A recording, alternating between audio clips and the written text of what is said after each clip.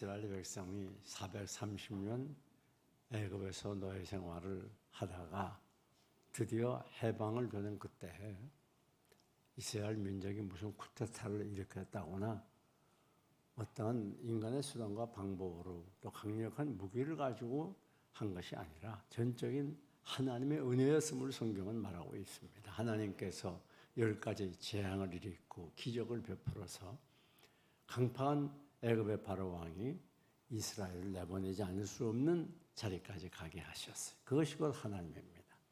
어떤 인간의 노력과 수고가 거기에 게재되지 않았습니다. 그런데 여러분, 정작 애굽에서 나오다 보니까 광야 40년 동안 이스라엘 민족이 살아갈 길이 막막할 수밖에 없었어요. 왜? 무슨 40년 동안 살아갈 수 있는 재산을 모아놓은 것도 아니고 또 옷을 마련한 것도 아니고 준비한 것에는 아무것도 없었습니다. 그런데 놀랍게도 하나님께서 광야 40년 동안 아무것도 갖지 않았던 이스라엘 백성이 필요할 때는 하나님이 필요한 것을 다 그때그때 공급해 주셨어요. 배가 고프다고 하면 먹을 것을 주셨어요. 만나를 주시고 또 고기가 먹고 싶다고 그러면 메추라기를 주셨어요. 그 광야 메마른 땅을 거니는 동안에 이스라엘 민족이 힘들고 고통스러웠지만 그때그때마다 하나님의 위로와 함께 하심이 떠나지를 않았습니다. 더 놀라운 것은 목이 마를 때에는 바위를 터쳐서 생수로 마음껏 마실 수 있게 주셨습니다. 여러분 가운데 옷 한 벌을 가지고 40년 이상 입어본 옷이 있어요? 신발 하나 가지고 40년 이상 신어본 신발이 있습니까? 없죠. 그런데 이스라엘 민족은 40년 동안 옷이 헤어지지 않도록 하나님께서 섭리하셨어요. 신발이 닳지 않도록 하나님께서 도와주셨어요. 이스라엘 민족이 광야 40년을 유리방황하면서 언제 농사를 지어서 곡식을 만들었습니까? 아니면 무역을 해서 필요한 필수품들을 공급받았습니까? 오직 하나님께서 공급해 주시고 하나님께서 채워주시고 하나님께서 필요한 것을 주셨다는 것을 성경 가르쳐주고 있습니다. 한마디로 말하면 이렇게 광야 생활을 하는 동안 이스라엘 민족은 전적인 하나님의 도우심과 사랑으로 살아갈 수 있었다고 하는 것을 가르쳐 줍니다. 이스라엘 민족이 가고 싶은 대로 간 게 아니에요. 낮에는 구름 기둥으로 밤에는 불 기둥으로 우리 하나님 이스라엘 민족이 가는 길을 인도해 주었어요. 이 구름 기둥이 서는 것에 이스라엘 민족도 서고 또 구름 기둥이 다시 출발하면 이스라엘 민족도 같이 따라서 출발을 하고 구름 기둥이 머무는 동안 이스라엘 민족은 그것에 머무르고 또 떠나게 되면 다시 떠나게 되는 거예요. 한마디로 말하면 모든 것이 하나님의 돌보심이요 사랑이요 은혜였음을 가르치는 거예요. 광야 생활은 인간의 힘으로 40년 동안을 살아갔던 게 아니라 전적인 하나님의 은혜와 사랑으로 살아갔어요. 적군이 공격에 들어올 때는 우리 하나님께서 다 물리쳐 주시고 적군 가운데 이스라엘 민족을 보호해 주었습니다. 여러분 이것은 이스라엘 민족뿐 아니라 이 험한 광야 같은 현실을 살아가는 여러분들에게도 똑같습니다. 하나님께서 여러분을 택해서 예수 그리스도의 보혈로 구속해 주시고 이제 하나님의 자녀를 삼으시고 하나님의 친백성으로 또 새로운 피조물로 창조해 주셨어요. 그렇기 때문에 이 광야 같은 이 험한 세상에 우리가 살아가는 동안 하나님은 여러분을 완전히 책임져 주신다는 사실을 기억해야 될 겁니다. 지금 현실이 너무나 힘들고 어려운 현실을 우리가 살아가고 있어요. 어느 면으로 바라보든지 우리에게 희망이라고 찾아보기 어려운 이런 절망의 앞을 가리고 있는 이런 암담한 현실이지만은 그러나 분명한 것은 하나님께서 이 광야 같은 세월 동안 분명히 여러분들을 지키시고 보호하신다고 하는 사실을 성경은 우리에게 약속하고 있는 것입니다. 그런데 이스라엘 민족은 이렇게 하나님이 철저한 보호를 받으면서도 하나님께서 그들을 보호하고 지키고 인도해 주었다는 사실을 믿지 않았다고 오늘 본문에 기록되어 있어요. 이 일에 너희가 너희 하나님 여호와를 믿지 아니하였도다 그랬어요. 32절이죠. 믿지 않았어요. 하나님이 도와주신 걸 믿지 않았어요. 여러분 오늘도 마찬가지입니다. 우리들이 세상 살아가면서 하나님이 여러분을 도와주신다고 하는 것, 여러분을 인도해 주신다는 것, 여러분 인생을 책임져 준다는 사실을 100% 믿으시기를 바랍니다. 이 믿음으로 출발하는 것이 매우 중요합니다. 믿음으로 나아갈 때 거기에 염려, 좌절, 절망이 사라지고 거기에 원망, 불평이 사라지게 되는 것입니다. 여러분, 그렇다면 하나님께서 이스라엘 민족을 어떤 사랑으로 어떻게 도와주셨는가 하는 것이 오늘 본문에 구체적으로 나타나 있습니다. 그런데 첫째는 뭔가 하면 여기 30절 보니까 너희보다 먼저 가시는 너희 하나님 여호와라고 했어요. 너희보다 먼저 가시는 여호와 하나님. 그렇습니다. 이스라엘 민족이 광야 생활하게 될 때 자기들이 가고 싶어서 간 게 아니에요. 자기들이 앞장서서 나간 게 아니라 하나님께서 이스라엘 민족보다 앞서서 행하셨어요. 그래서 구름 기둥이 늘 앞에서 인도했어요. 또 밤에는 불 기둥이 이스라엘 민족을 보호해 주었습니다. 사랑하는 여러분, 이게 놀라운 일이 아닐 수가 없습니다.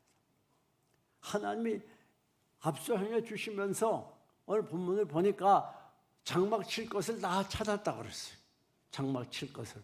어디다 장막을 치는 것이 이스라엘 민족의 가장 안전하고 가장 편하고 좋은 것인가?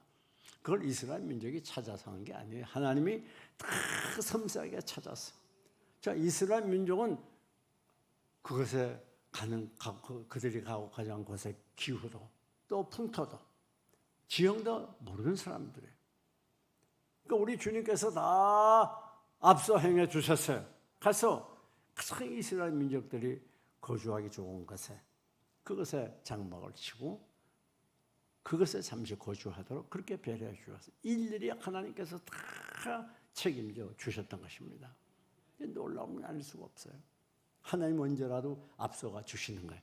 이 말은 무슨 말인가 하면 구약과 신약에서 우리 하나님은 우리의 선한 목자가 되셔서 우리 인도해 주신다는 것을 가르치는 거예요. 그래서 오늘도 우리가 성시를 읽을 때 읽지 않았습니까? 여호와는 나의 목자시니 내가 부족함이 없으리로다. 그렇습니다. 우리는 우리의 장래를 몰라요. 아니, 예배 끝나고 돌아갈 때 무슨 일을 만날지 우리 알 수 없어요. 그럼 내일이나 1년 후는 전혀 모르죠. 암담합니다. 그러나 선한 목자는 다 알고 있어요. 양은 몰라요. 어느 곳에 푸른 초장이 있는지, 어느 곳에 시냇가가 있는지, 어느 곳에 양이 편안하게 안전하게 안식할 수 있는 장소가 있는지 그걸 몰라요.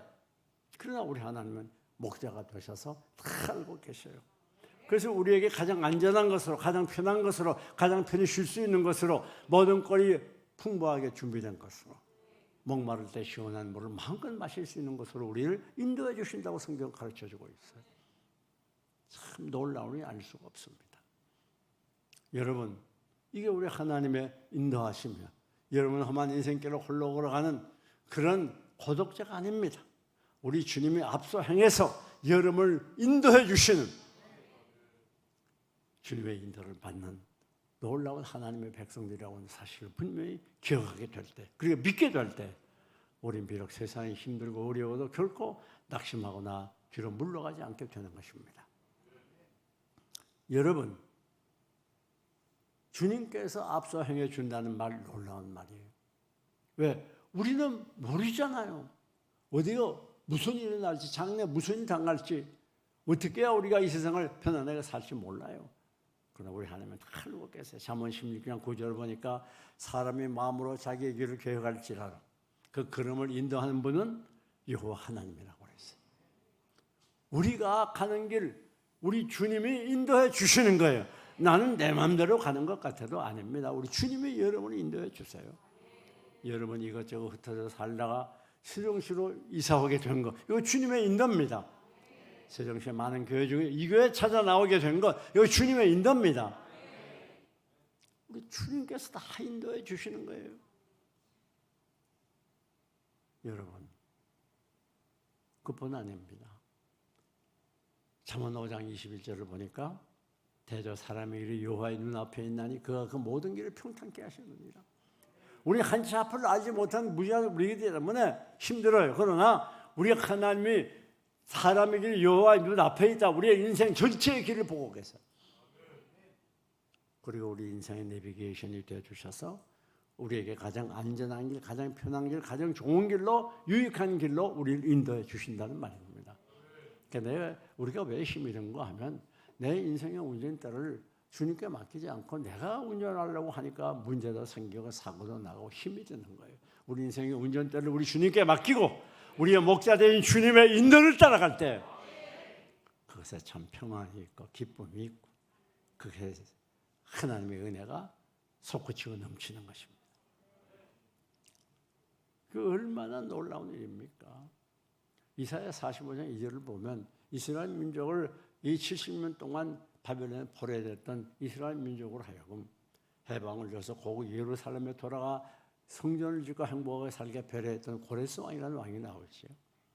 그가 이 구제국 바벨론을 침공해서 정복하고 큰 나라들을 정복하고 대왕이 되었던 이유를 여기에 이사야 45장 2절에 기록하고 있어요. 여호와 하나님의 고레스에 앞서 행해 주신다. 앞서가서 그래서 앞서가서 여러분의 인생길 갈 때 우리 주님이 앞서가 주십니다. 앞서가 주시는 거예요. 그래서 우리는 든든해요.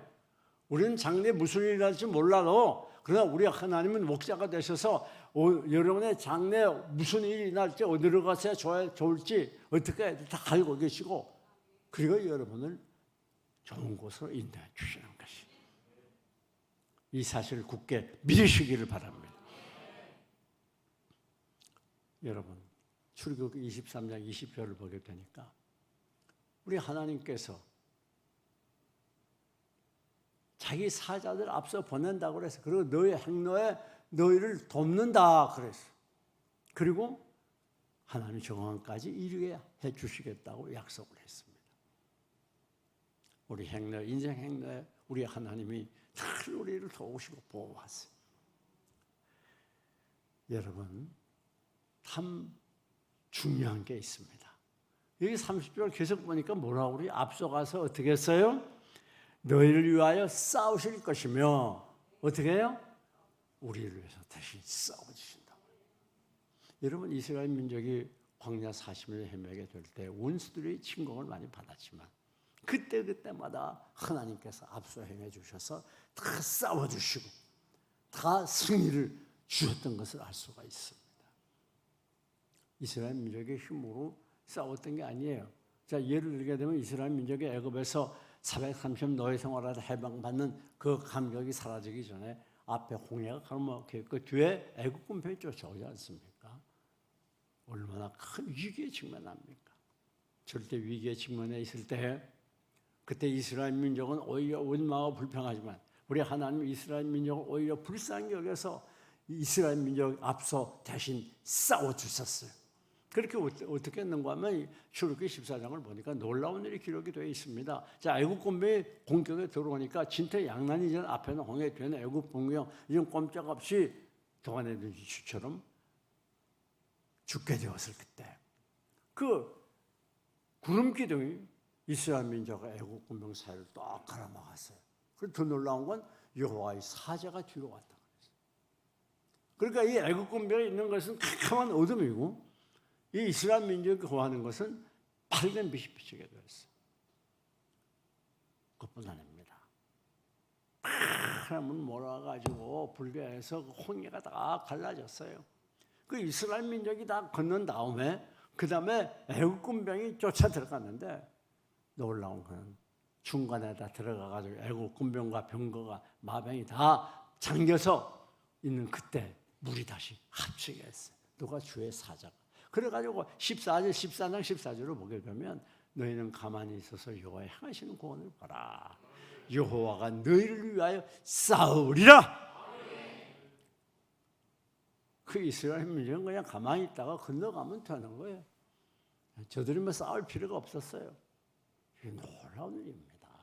우리는 비록 부족하고 무능해도 우리 하나님이 여러분의 앞서 행해 주셔서 대신 싸워주십니다. 승리를 주십니다. 함께 해주십니다. 악한 무리가 시기 질투로 인해서 다니엘을 중상모략에서 감옥에 사자굴 속에 집어넣지만 그 사자굴 속에 이 배고픈 사자가 기다리다가 불고기 덩어리가 떨어지니 얼마나 맛있게 먹겠어요. 그런데 그것에 이미 주의 사자가 앞서가서 그 사자들의 입을 막아놨어. 그래서 다니엘이 살아났잖아요. 사랑하는 여러분, 이것이 우리 하나님의 능력입니다. 하나님은 지금도 여러분의 앞서 행해 주시면서, 앞서가 주시면서 여러분을 대신해서 싸우고 계셔요. 아무리 사단이 여러분을 넘어뜨리고 공격해 와도, 이 세상의 환난과 풍파가 끝없이 휘몰아쳐 와도, 그러나 중요한 것은 하나님이 여러분의 장래를 책임지고 인도해 주시고 지켜주신다는 것. 이것을 우리가 굳게 믿을 때 우리는 조금도 낙심하거나 좌절하지 않습니다. 왜? 내 인생의 장래는 내게 달린 게 아니고 내 수고와 노력과 경험과 지식에 달린 게 아니라 바로 우리 하나님의 손에 있고, 이 하나님이 우리를 인도해 주시기 때문에 우리는 날마다 주님의 인도를 따라 기뻐하며 감사하며 살아갈 수 있는 이유가 바로 여기 있는 것입니다. 뿐만 아닙니다. 더욱이 오늘 본문을 보니까 더 놀라운 사실이 기록이 되어 있어요. 참, 여기 31절에 자기의 사람이 자기 아들 안음같이 내가 너희 행로 중에서 너희를 안았다. 그런 이것까지 이르게 했다. 무슨 말입니까? 우리를 안아주신대요. 이스라엘 민족을 광야 40년 동안 안아주셨대요. 여러분이 안는다는 건 뭘 말하는가 하면 아무나 안아주지 않잖아. 지나간 사람 무조건 안아줘요? 내가 사랑하고 아끼는 사람. 다시 말하면 안았다는 말은 하나님의 그 사랑과 관심을 보여주는 거예요. 이스라엘 민족은 그렇게 하나님께 원망하고 배원망도 가지만 하나님이 끝까지 이스라엘 민족을 사랑해서 관심을 가지고 안아주셨다는 말입니다. 오늘도 마찬가지입니다. 우리가 때로 넘어지고 하나님 떠나고 원망 불평할 데가 없지 않지만, 그러나 하나님은 여러분에게 지극한 관심을 가지고 사랑을 가지고 지켜보고 계시는 거예요. 놀라우니 알 수 없어요. 그 성경이 뭐라고 말하는 거야? 우리 성도들 향해서 존귀한 자다 그랬어. 또 보배롭게 여긴다 그랬어. 세상 사람들이 나를 향해서 손가락질하고 가진 것도 없고 보잘것이 없는 존재이라고 하지만, 그러나 두려워하지 말고 낙심하지 말기를 바랍니다. 왜? 하나님은 여러분을 존귀하게 보시고 보배롭게 보셔요. 그래서 독생자까지 이 땅에 보내서 생명보로 죽게 하심으로 여러분을 하나님의 자녀로 삼아 주셨기 때문에 우리는 당당해야 됩니다. 힘을 내야 됩니다. 낙심하면 안 된다는 말입니다. 하나님이 여러분을 안아주고 계신다는 것. 심리학자는 이렇게 말하면 안아준다고 하는 건 두 팔뿐 아니라 바로 그것은 인격의 성장과 삶의 성장의 버팀목이 된다고 그랬어요. 그건 지극한 주님의 사랑과 관심을 우리에게 가르쳐 주는 거예요. 참 놀라움이 아닐 수가 없는 것입니다. 여러분, 뿐만 아니라 여기 안아준다는 말은 무슨 뜻이 있는가 하면 바로 하나님의 완전한 보호, 철저한 보호를 가르치는 거예요.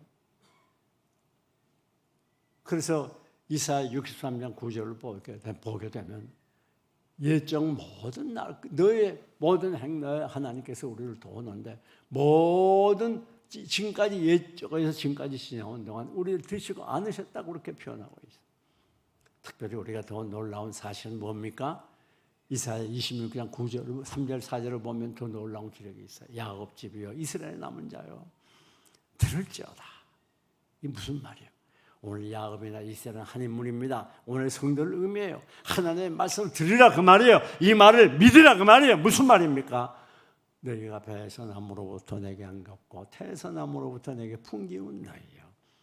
너희가 노년에 이르기까지 내가 그리하겠고 백발이 되기까지 내가 너희를 품을 것이라. 내가 지었은즉 내가 안을 것이요 품을 것이요 구하여 내리라. 참 대단한 말씀이죠.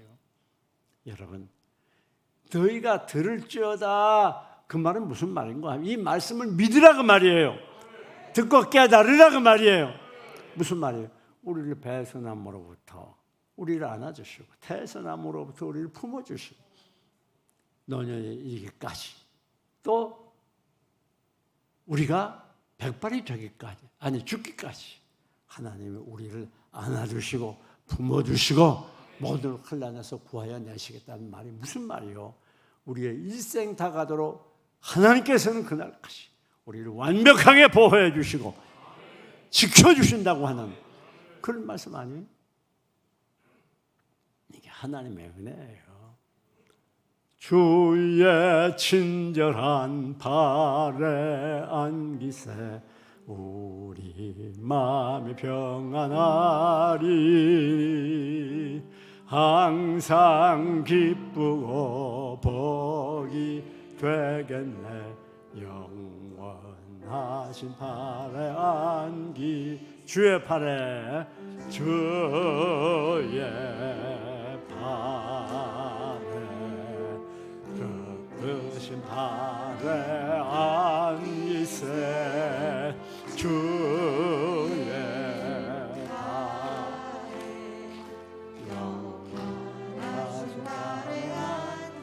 여러분의 인생 행로에 하나님이 여러분을 안고 계십니다. 안고 계십니다. 이 사실을 결코 잊지 마라. 아무리 힘이 들고 고통스러워, 나는 하나님이 안아주고 계셔. 나 하나님의 품속에 있어. 이 사실을 잊지 말아야 되는 거예요. 이걸 100% 믿어야 교회입니다. 여러분, 그래서 이사야 63장 9절을 보니까 그들의 모든 환난에 동참하사 자기 사자들로 그들의 행로에 그들을 지키시고 보호하신다 그랬어요.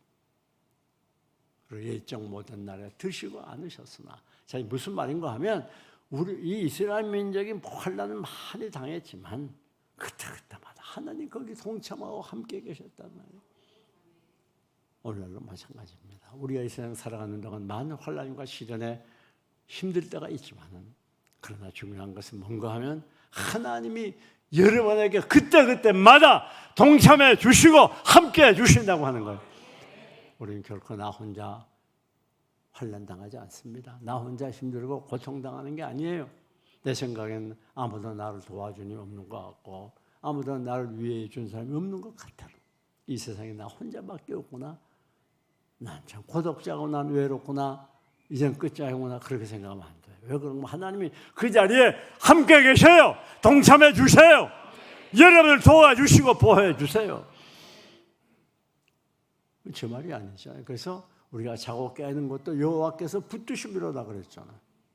우리는 잠을 잘 때, 깰 때 그저 자나보다 깨나보다 하지만 그렇게 안 해요. 우리가 자고 깰 때 우리 주님이 여러분을 붙들고 계세요. 여러분 오늘 아침에도 여러분이 깨어 일어났지만은 오늘 아침에도 깨지 못하고 죽은 사람들 얼마든지 있어요. 우리 하나님 그렇게 여러분과 함께 하시고 여러분의 삶에 동참하고 계신다고 하는 거, 우리 이걸 백혈히 믿으면 우리는 날마다 마음의 평화를 유지할 수 있고 날마다 감사하며 험한 인생길을 걸어갈 수가 있다는 말씀입니다. 시편 17편 7절 8절을 보면 여호와께서는 눈동자같이 우리를 지킨다고 그래요. 그리고 주의 날개 그늘 아래 우리를 보호한다고 그랬어요. 암날개의 평화를 품듯이 내가 너희를 품으로 한 적이 얼마나 많으냐. 맞습니다. 하나님 우리를 눈동자처럼 지키시고 날개 그늘 아래 그 암탉이 새끼를 병아리를 품듯이 여러분을 완벽하게 품고 계시는, 세상에 제일 행복한 것은 어머니의 품속에 안겨서 썩은 잠을 자는 어린 애기, 그것처럼 행복한 모습이 어디 있을까요? 사랑하는 여러분, 오늘 하나님이 여러분을 품고 계신다는 사실 일생 잊지 마시기를 바랍니다. 그래서 이스라엘 민족이 어디 가나 하나님이 그들을 품었어요. 우리가 신약을 보게 되면 이 사도 바울이 로마로 가기 위해서 배를 타고 가다가 유라굴로라는 태풍을 만납니다. 얼마나 심한 태풍인지 일주일 동안 별로 보이지 않고 해도 달 아무것도 보이잖아요. 캄캄합니다. 풍랑은 계속 일어나요. 큰일 났어요. 그래서 많은 사람들이 배에 있는 짐들, 기구들을 다 바다에 버렸어요. 큰일 났습니다. 아수라장이 됐어요. 그때 하나님께서 이 바울에게 나타나서 두려워 말라, 무서워하지 마라. 이제 이 배가 저 한 섬에 걸리고 생명에는 조금 더 지장이 없겠다. 그렇게 많은 사람들이 죽겠다고 아수랑하는 그 캄캄한 절망의 상황에도 우리 하나님은 바울과 함께 하셨어요. 그렇습니다. 우리가 현실 살아가면서 아무리 절망적인 상황, 이제는 마지막이다, 더 이상 어쩔 수 없다, 나는 끝장이다, 그렇게 생각하는 그때에도 우리 하나님은 그것에 여러분과 함께 계시고 여러분을 도와주시고 여러분을 지켜주시고 여러분을 환난에서 건져주시는 거예요. 이걸 우리가 100% 믿게 될 때 능력 있는 교인이 되고 믿음에 강한 사람이 되어질 수밖에 없는 겁니다. 여러분, 사실 우리가 6.25 71주년을 맞으면서 참 하나님께서 우리 민족을 얼마나 사랑하는가를 한번 생각해 보지 않을 수가 없어요.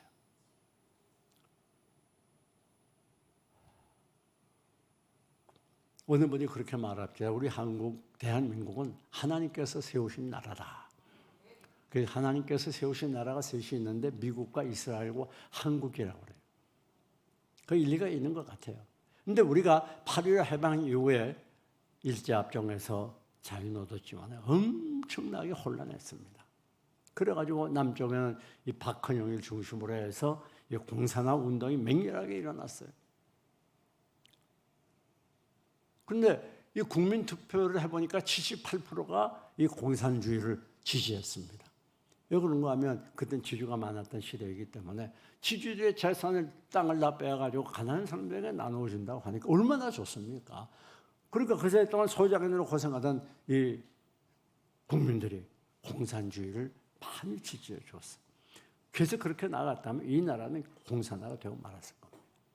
그때 하나님께서 이승만을 대통령으로 세워가지고 민주주의가 얼마나 좋다고 하는 것을 국민들에게 설명을 하게 됐잖아요. 그리고 나중에 100만 명이나 되는 이 남로당 당원들 공산주의자들을 다 척결하고 군대 10,000명이나 되는 이 공산주의자들 각 곳에서 군대 지역마다 있는 그 사람들을 다 잡아서 해결하게 되고 하나님의 은혜가 알 수 없어요. 그때 그렇지 않았다면 6.25 났을 때 안에서 내란이 일어나가지고 북에서 내려온 군인과를 하셔서 완전히 공산으로 말았을 겁니다. 얼마나 하나님의 큰 은혜인지 몰라요. 그뿐 아닙니다. 우리나라가 유엔의 승인을 받게 되어지는데 1948년 12월 12일 그날이 12일이 마지막 날이에요. 그런데 가입이 어렵게 되어 있단 말이에요. 왜 그런가 하면 이 소련의 파슨스키 소련의 대표가 2시간 동안에 계속 강의를 하는데 매일같이. 그런데 그때 그 다음 연사가 누군가 하면 싱가포르 대표입니다. 싱가포르도 역시 공산주의였죠. 그래가지고 이 소련 대표 파슨스키가 강연을 끝나면 싱가포르 대표가 강연을 하게 되어 있었어요. 그러면 2시간을 하는 걸 뻔히 하니까 그 전에 했으니까 밖에 나가서 지루하니까 차를 마시고 있었다고 말이에요. 그런데 하필 그때는 한국 대표라 장면 씨와 모현식 씨 몇 명이 거기 참석을 하게 됐습니다. 상황이 어려워질 것 같아가지고 이제 이 장면 씨는 그때 천주교인이었기 때문에 교황 비어 15세와 더불어 이제 정치적 도움을 요청했어요. 그리고 천주교회 교회마다 교인들을 모아서 기도회를 하게 됐습니다. 한국에서도 이승만 대통령을 비롯해서 신자들이 기도를 했어요. 그런데 놀라운 일이 일어났어요. 왜 그런가 하면 강연하는데 한 15분쯤 지나니까 소련의 파슨스키의 이 목에 결절이 갑자기 생겨가지고 그 막 기침이 나고 몸에 열이 나서 더 이상 강연을 할 수 없어가지고 병원으로 달려가게 됩니다. 그래가지고 결국 결정을 거기서 보게 되는 역사적인 일이 일어나게 되는 겁니다. 그 나중에 싱가포르 대표가 들어와 보니까 이미 다 끝난 거예요. 여러분, 그럼 우리가 여기서 기억해야 되는 거예요. 되는 게 있어요. 뭐 여러 가지 이유가 있겠지만 이게 하나님이 하신 일 아니냐 말이에요. 왜 갑자기 결정하는 건 마지막 날 이제 부기류절판인데 왜 골절이 생기겠어요? 결절이 생기겠어요? 하나님께서 얼마나 세밀하게 간섭하는지 몰라요. 뿐만 아닙니다. 그 이후로 1년 유엔 가입하고 1년 6개월 만에 6.25가 일어났어요. 그때 만약에 가입이 안 되다고 하면 6.25 때 우리는 여지없이 참패를 당하고 마는 겁니다. 그리고 나서 이제 유엔군을 파견하는 문제가 대두되게 됩니다. 전쟁이 일어나게 되니까 자, 우리가 보고 있을 수 없지 않느냐.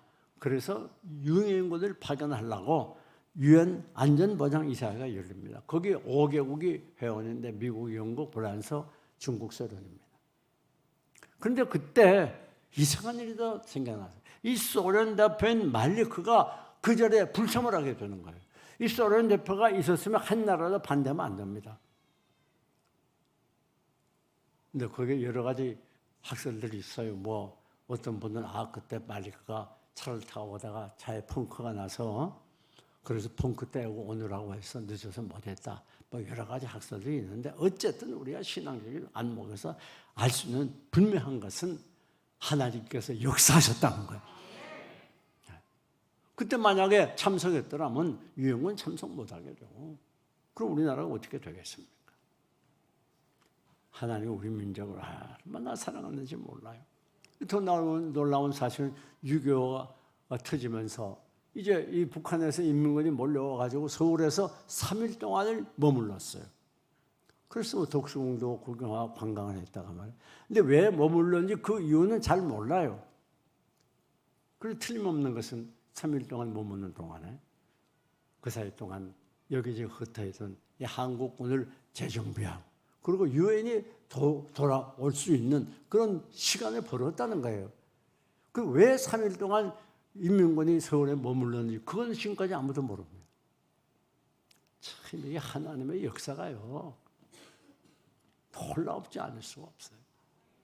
더 놀라운 것은 그때 당시에는 저 인천과 안양 쪽이 방어선이 1차 방어선이었어요. 그 마지막 방어선이 낙동강이었습니다. 그 만약에 낙동강 전투에 밀리면 그때 부산으로 곧장 내려가 가지고 끝나는 거예요. 근데 만약에 3일 동안 머무르지 않았고 그냥 내려왔으면 정복이 되고 말았어요.